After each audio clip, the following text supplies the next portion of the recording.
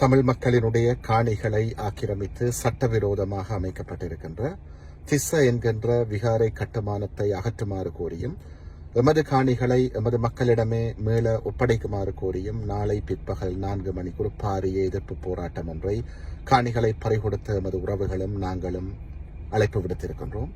இதற்கு தாயக தமிழ் மக்கள் பெருவாரியாக வந்து உங்களது பரிபூரண ஆதரவை தர வேண்டும் என்று கேட்டு நிற்கின்றோம். ஏனென்றால் வடமாகாண ஆளுநர் முதல் ஒரு சில கோமாளித்தனமான பாராளுமன்ற உறுப்பினர்கள் வரை ஜேவிபியினுடைய உறுப்பினர்கள் உட்பட அத்தனை பேருமே இந்த காணிகளை சட்டவிரோதமாக ஆக்கிரமிப்பதற்கு முண்டு கொடுத்து கொண்டிருக்கின்றார்கள். இவர்களுக்கு நாங்கள் எமது செய்தியை தெளிவாக நாளைக்கு வழங்க வேண்டிய ஒரு தேவைப்பாடு இருக்கிறது. அல்லது இத்தகைய காணி ஆக்கிரமிப்புகள் வடகிழக்கெங்கும் விஸ்வரூபம் எடுக்கும், எமது அடையாளங்கள் மண் பறிபோகும். நாளைக்கு எதிர்காலத்தில் தமிழன் என்ற ஒரு இனம் இந்த நாட்டிலே வாழ்ந்ததற்கான எச்சங்களையும் துடைத்து முற்றாக அழித்து விடுவார்கள்.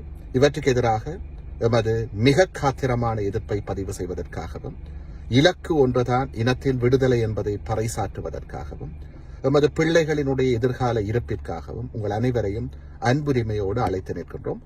நாளை பிற்பகல் 4 மணி முதல் நாளை மறுதினம் 6 மணி வரை தையிட்டியிலே தமிழினத்தினுடைய எதிர்கால இருப்பிற்காக தமிழ் தேசியத்திற்காக அத்தனை தமிழ் மக்களும் பெருவாரியாக திரள்வோம். நன்றி.